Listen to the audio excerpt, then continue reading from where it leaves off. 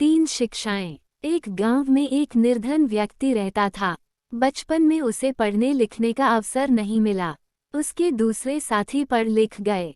जब वह जवान हुआ तो उसे अपने साथियों को देखकर बहुत दुख हुआ। वह सोचने लगा कि यदि वह पढ़ा होता तो आज दूसरे लोगों की भांति विचारवान होता। एक दिन वो व्यक्ति गांव के शिक्षक के पास गया। शिक्षक को प्रणाम करके बोला, गुरुजी, मैं बचपन में पढ़ लिख नहीं सका, अतः मूर्ख रह गया हूँ। अब आप ही मुझे ज्ञान दीजिए। गुरुजी बोले, ज्ञान हमेशा सुपात्र को ही दिया जाता है। मैं तुम्हारी परीक्षा लूंगा। तुम 1 साल तक मेरे घर में रहो और खेती का काम करो। निर्धन व्यक्ति ने गुरुजी की बात मान ली। वह साल भर तक गुरुजी की सेवा में लगा रहा। गुरुजी उससे बहुत प्रसन्न हुए। साल बीत जाने पर उन्होंने उसे अपने पास बुलाया और कहा, शिष्य, मैं तुमसे बहुत प्रसन्न हूँ। मैं तुम्हें 3 शिक्षाएं देता हूँ। निर्धन व्यक्ति ने कहा, गुरुजी, आप कृपा करके अवश्य ही वे शिक्षाएं दीजिए। गुरुजी ने उस आदमी को शिक्षाएं देते हुए कहा, शिष्य, पहली शिक्षा यह है कि घी बहुत सारवान वस्तु है। दूसरी शिक्षा यह है कि राजा को रात में नहीं सोना चाहिए और तीसरी शिक्षा यह है कि स्त्री जब उच्छृंखल हो जाए तो उसे दंड देना चाहिए। गुरुजी ये तीनों शिक्षाएं देकर मौन हो गए। निर्धन व्यक्ति उन शिक्षाओं को याद करके गुरुजी के चरण छूकर अपने घर लौट आया। उसने विचार किया कि वह दूसरे लोगों को ये शिक्षाएं देगा और धन कमाएगा। ऐसा सोचकर वह देशाटन को निकल पड़ा। वह जहाँ भी जाता, लोगों को अपनी शिक्षाएं खरीदने को कहता, किंतु किसी ने भी उसकी शिक्षाएं नहीं खरीदी। लोग उसकी बातें सुनते और उसकी हंसी उड़ाते हुए चले जाते। अपने इस हाल पर निर्धन व्यक्ति बहुत दुखी हुआ। वह सोचने लगा कि इस प्रकार तो वह भूखों ही मर जाएगा, अतः उसे राजा के पास जाना चाहिए। वह राज दरबार में चला गया। उसने राजा से कहा कि उसके पास बहुत कीमती 3 शिक्षाएं हैं। राजा ने उससे शिक्षाएं बताने के लिए कहा। निर्धन व्यक्ति ने अपनी तीनों शिक्षाएं राजा को बता दी। राजा बोला, मैं तुम्हारी इन शिक्षाओं की परीक्षा करके देखूंगा। यदि ये सच हुई तो तुम्हें बहुत इनाम दूंगा। तुम तब तक दरबार में ही रहो। राजा निर्धन व्यक्ति की शिक्षाओं की परीक्षा करने लगा। पहली शिक्षा तो कुछ दिनों में ही सच हो गई। राजा शुद्ध घी खाकर और व्यायाम करके जल्दी ही स्वस्थ हो गया। अब दूसरी शिक्षा की बारी थी। राजा ने रात में सोना बंद कर दिया। वह वेश बदलकर राजधानी की गलियों में घूमने लगा। एक रात उसे एक स्त्री के रोने की आवाज सुनाई दी। वह उस स्त्री के पास गया और पूछा, तुम कौन हो और किस दुख के कारण रो रही हो? स्त्री ने उत्तर दिया, मैं इस नगर की देवी हूँ। कल आधी रात के समय इस राज्य का राजा मर जाएगा। मेरे दुख का यही कारण है। राजा ने नगर देवी के समक्ष हाथ जोड़ते हुए कहा, देवी, मैं ही इस राज्य का राजा हूँ। आप मुझे बताइए कि मेरे प्राण किस प्रकार बच सकते हैं। देवी बोली, काल एक नाग के रूप में तुम्हें डसने आएगा। तुम अपने महल के दक्षिणी द्वार पर 2 तालाब खुदवा लो। उनमें से एक तालाब में दूध भरवा दो और दूसरे में गन्ने का रस। उसके बाद रात होते ही उन तालाबों के पास बैठकर भगवान का भजन करने लगो। इतना कहकर देवी अंतर्ध्यान हो गई। राजा महल में लौट आया।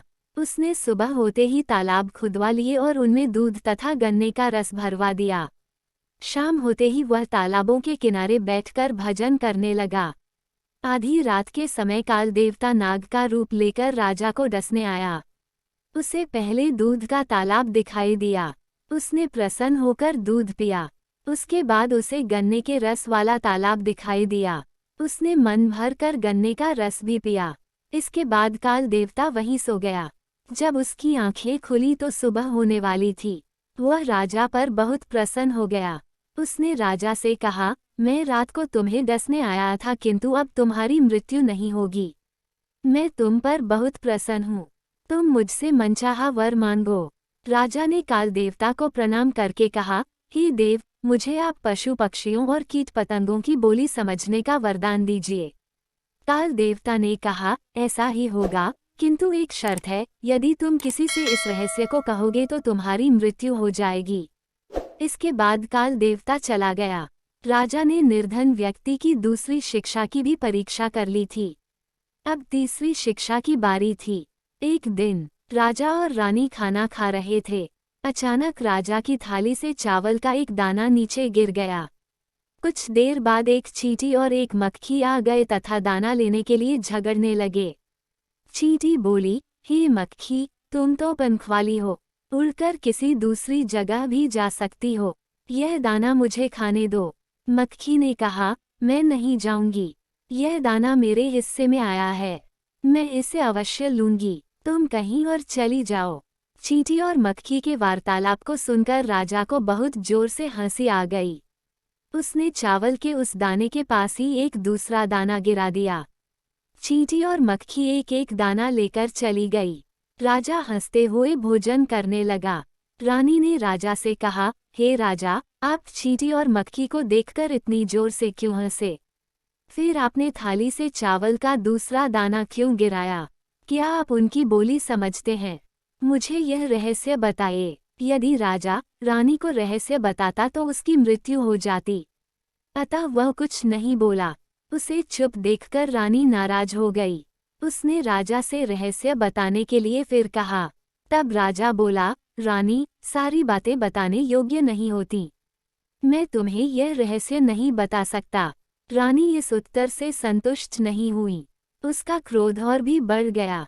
वह बिना कुछ कहे नदी में डूबने के लिए चल दी। राजा अपनी रानी को बहुत प्रेम करता था, वह भी उसके पीछे पीछे चल दिया। जब दोनों नदी के किनारे पहुंचे तो दूसरे किनारे पर एक लोमड़ अपनी पत्नी लोमड़ी को मार रहा था और कहता जा रहा था, क्या तुम समझती हो कि तुम जो भी कहोगी मैं वही करूँगा? क्या तुमने मुझे इस देश का राजा समझा है जो अपनी रानी के मुंह में अंधा होकर उसके पीछे पीछे चला आ रहा है?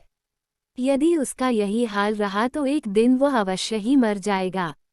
यह सुनकर राजा की आंखें खुल गईं। वह रानी को नदी तट पर ही छोड़कर राजमहल लौट आया। जब रानी ने देखा कि राजा भी उस पर गुस्सा हो गया है और वो उसे नहीं मनाएगा तो वह भी लौट आई। राजा ने उस निर्धन व्यक्ति को दरबार में बुलाया और कहा, तुम्हारी तीनों शिक्षाएं सही हैं, अब मैं तुम्हें इनाम दूंगा। राजा ने निर्धन व्यक्ति को बहुत सा धन दिया। वह निर्धन व्यक्ति धनी होकर अपने गांव लौट आया।